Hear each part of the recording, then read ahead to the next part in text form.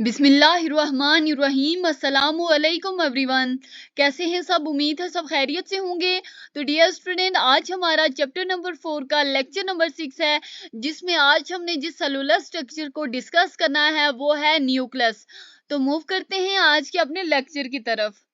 Student, eukaryotic cell में जो nucleus होता है वो प्रोमिनेंट होता है।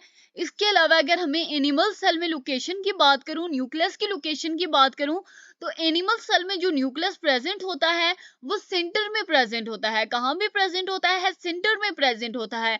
लेकिन स्टूडेंट, अगर मैं न्यूक्लियस की लोकेशन की बात करूं प्लांट सेल में, तो ये बहुत ज्यादा डिफरेंट केस हो जाएगा। यानी कि जो प्लांट सेल में न्यूक्लियस मौजूद होगा वो पेरिफेरी में मौजूद होगा। स्टूडेंट, पेरिफेरी में मौजूद होने का मतलब ये होता है कि जो प्लांट सेल में न्यूक्लियस होता है वो साइड पे मौजूद होता है। और न्यूक्लियस जो होता है वो साइड पे मौजूद क्यों होता है?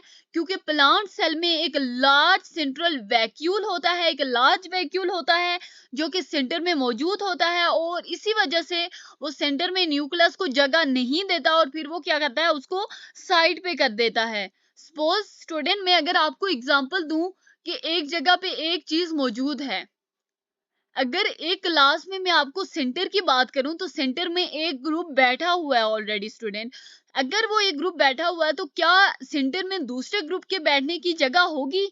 तो जो पहला वाला ग्रुप होगा वो उसको साइड पे कर देगा।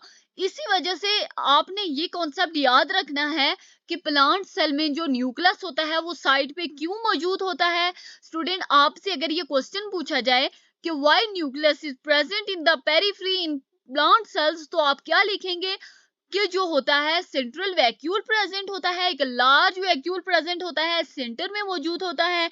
इस वजह से वो न्यूक्लियस को वहां रहने नहीं देता और न्यूक्लियस को साइड पे धक्का दे देता है, साइड पे पुश कर देता है। तो यही वजह है कि प्लांट सेल में न्यूक्लियस की जो लोकेशन होती है वो पेरिफेरी में होती है। इसके अलावा मैं अगर बताऊं कि न्यूक्लियस बॉन्डेड किससे होता है, न्यूक्लियस को एक न्यूक्लियर मेम्ब्रेन ने बाउंड किया होता है। स्टूडेंट, न्यूक्लियर मेम्ब्रेन ने न्यूक्लियस को बाउंड किया होता है, वो इसके इर्द गिर्द फैली होती है। और जिस न्यूक्लियर मेम्ब्रेन ने न्यूक्लियस को बाउंड किया होता है वो एक डबल मेम्ब्रेन होती है, और उसको क्या कहते हैं? न्यूक्लियर इनवेलप कहते हैं। स्टूडेंट, अगर आपको एमसीक्यूज आ जाए विच one of the following structure which one of the following structure cover or bond the nucleus, तो आप क्या कहेंगे कि nuclear membrane is a structure which bond the nucleus। And nuclear membrane क्या होती है? डबल मेम्ब्रेन होती है। और उस न्यूक्लियर मेम्ब्रेन को क्या कहते हैं? उस न्यूक्लियर मेम्ब्रेन को न्यूक्लियर इनवेलप कहा जाता है। स्टूडेंट, न्यूक्लियर इनवेलप जो होता है एक डबल मेम्ब्रेन होती है। स्टूडेंट, न्यूक्लियर इनवेलप कैसी मेम्ब्रेन होती है? एक डबल मेम्ब्रेन होती है। स्टूडेंट, जो न्यूक्लियर इन्वेलप होता है वो सेमी परमिएबल होता है। स्टूडेंट, न्यूक्लियर इन्वेलप एक डबल मेम्ब्रेन होती है, सॉरी, और वो जो डबल मेम्ब्रेन होती है वो सेमी परमिएबल होती है, और इसमें बहुत सारे न्यूक्लियर पोर्स मौजूद होते हैं। स्टूडेंट, डबल मेम्ब्रेन होती है न्यूक्लियर इन्वेलप सेमी परमिएबल होती है, और इसमें बहुत सारे न्यूक्लियर पोर्स मौजूद होते हैं। न्यूक्लियोप्लाज्म क्या होता है? देखिए स्टूडेंट, न्यूक्लियस के अंदर एक जेली लाइक मटेरियल होता है। जेली लाइक मटेरियल को क्या कहा जाता है? जेली लाइक मटेरियल को न्यूक्लियोप्लाज्म कहा जाता है। स्टूडेंट, जेली लाइक मटेरियल को तो न्यूक्लियोप्लाज्म कहा जाता है, लेकिन ये जेली लाइक मटेरियल मौजूद कहाँ होता है? न्यूक्लियस के अंदर एक जो जेली लाइक मटेरियल मौजूद होता है उसको न्यूक्लियोप्लाज्म कहा जाता है। न्यूक्लियोली क्या होता है? स्टूडेंट, न्यूक्लियोप्लाज्म में यानी कि जेली लाइक मटेरियल में एक या दो स्मॉल बॉडीज प्रेजेंट होती हैं, या हम कह सकते हैं कि न्यूक्लियोलस। एक या दो छोटी बॉडीज, स्मॉल बॉडीज प्रेजेंट होती हैं, और उन बॉडीज को क्या कहा जाता है? उन बॉडीज को न्यूक्लियोली कहा जाता है। उन बॉडीज को क्या कहा जाता है? न्यूक्लियोली कहा जाता है। और यहाँ पे राइबोसोम असेंबल्ड होते हैं। यानी कि अगर मैं आपसे पूछूं कि कहाँ पे कौन सा स्ट्रक्चर है न्यूक्लियस के अंदर, वो कौन सी जगह है जहां पे राइबोसोम असेंबल्ड होते हैं, तो स्टूडेंट कौन सी जगह होती है? न्यूक्लियोली होती है। और न्यूक्लियोली को अगर इन अदर वर्ड्स में पूछा जाए तो आप क्या कहेंगे? वन और two small bodies are present in nucleoplasm is called nucleoli. Student, nuclear envelope is also semi-permeable and has many nuclear pores. Nucleoplasm क्या होता है? Nucleoplasm is a jelly-like material inside the nucleus. उसके अलावा nucleoli क्या होता है? Nucleoli nucleoplasm के अंदर स्टूडेंट, न्यूक्लियोली न्यूक्लियोप्लाज्म के अंदर एक या दो स्मॉल बॉडीज जो प्रेजेंट होती हैं उनको क्या कहा जाता है? न्यूक्लियोली कहा जाता है। और यही वो जगह होती है न्यूक्लियस के अंदर, यही वो स्पेस होती है, यही वो जगह होती है जहां पे राइबोसोम असेंबल्ड होते हैं। क्रोमोसोम्स क्या होते हैं स्टूडेंट? न्यूक्लियोप्लाज्म में जो मोस्ट इंपॉर्टेंट स्ट्रक्चर होता है वो क्रोमोसोम्स होते हैं। और अगर हम आपसे पूछें कि जो विजिबिलिटी होती है, यानी कि क्रोमोसोम किस वक्त विजिबल होंगे, किस टाइम नजर आएंगे, किस टाइम नजर आएंगे? जब सेल की डिवीजन हो रही होगी। स्टूडेंट, क्रोमोसोम इस तरह इनविजिबल होते हैं, लेकिन जब सेल डिवाइड करना शुरू करता है तो तब वो विजिबल होते हैं। Student, these are visible only during cell division. Only का मतलब समझते हैं, यानी कि सिर्फ और सिर्फ जब सेल डिवाइड करते हैं तब ही एक क्रोमोसोम आपको नजर, सॉरी आपको नहीं बल्कि क्रोमोसोम उस वक्त शो होता है। कहाँ? अपनी विजिबिलिटी शो करता है जब सेल डिवाइड करते हैं। क्रोमेटिन क्या होता है? क्रोमेटिन एक थ्रेड लाइक स्ट्रक्चर होता है स्टूडेंट। जो क्रोमेटिन होता है एक थ्रेड लाइक स्ट्रक्चर होता है, एक फाइन थ्रेड लाइक स्ट्रक्चर होता है। और ये कब होता है स्टूडेंट? यानी कि क्रोमोसोम एक थ्रेड लाइक स्ट्रक्चर में मौजूद कब होते हैं? जब सेल डिवाइड नहीं होता। स्टूडेंट, मैंने आपको विजिबिलिटी में एक चीज बताई कि जब सेल डिवाइड करेंगे तभी क्रोमोसोम विजिबल होगा। अब मैं बताऊं आपको कि क्रोमोसोम विजिबल जब नहीं होंगे तो वो किस स्ट्रक्चर में मौजूद होंगे? वो एक फाइन थ्रेड लाइक स्ट्रक्चर में मौजूद होंगे, उस एक स्ट्रक्चर की मौजूद थ्रेड लाइक स्ट्रक्चर की सूरत में मौजूद होंगे। और उस फाइन थ्रेड लाइक स्ट्रक्चर को हम क्या कहेंगे? क्रोमेटिन कहेंगे।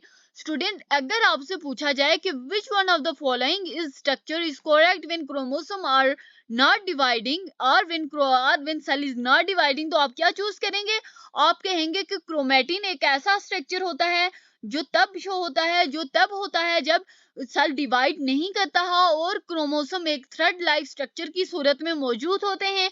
और उस फाइन थ्रेड लाइक स्ट्रक्चर को क्रोमेटिन कहा जाता है। कंपोजिशन क्या होती है क्रोमोसोम की?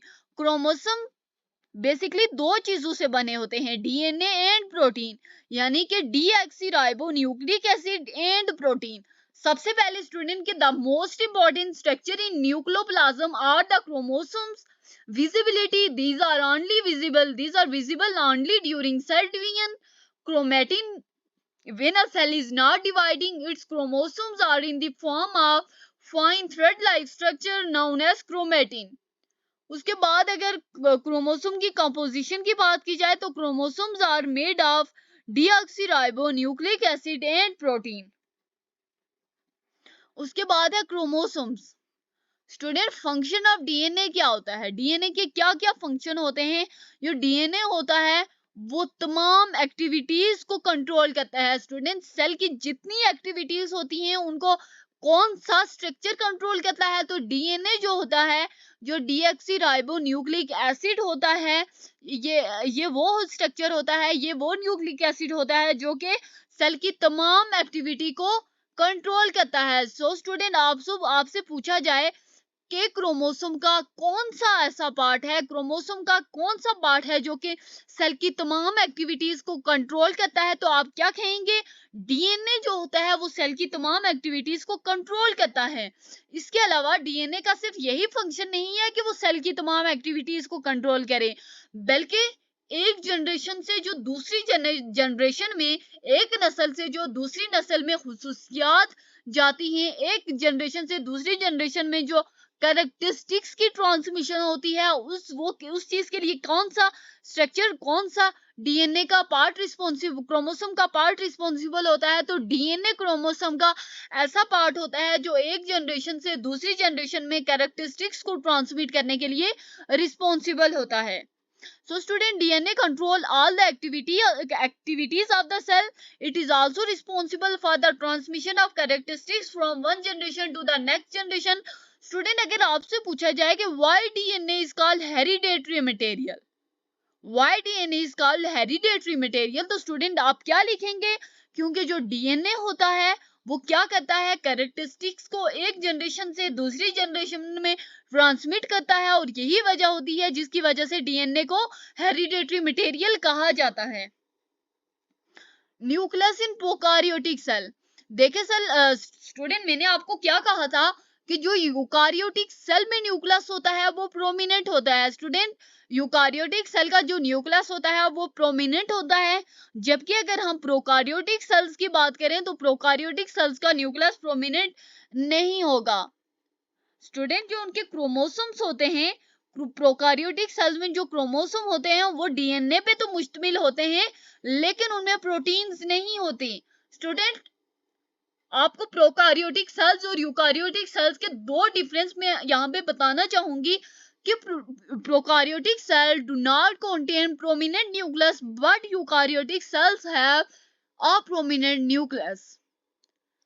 क्रोमोसोम्स की बात की जाए, उसका जो स्ट्रक्चर होता है, क्रोमोसोम जो होते हैं, क्रोमोसोम जो यूकारियोटिक सेल के क्रोमोसोम होते हैं वो डीएनए पे भी मुश्तमिल होते हैं और वो प्रोटीन पे भी मुश्तमिल होते हैं। लेकिन स्टूडेंट, जो प्रोकारियोटिक सेल्स होते हैं, प्रोकारियोटिक सेल के में जो क्रोमोसोम्स होते हैं वो डीएनए पे तो मुश्तमिल होते हैं, लेकिन जो प्रोकारियोटिक सेल्स के क्रोमोसोम्स होते हैं उनमें प्रोटीन मौजूद नहीं होती, और ये होते हैं, ये साइटोप्लाज्म में मर्ज्ड हुए होते हैं, सब मर्ज्ड हुए होते हैं। थैंक्स फॉर वॉचिंग, मिलते हैं नेक्स्ट वीडियो में। खुदा हाफिज।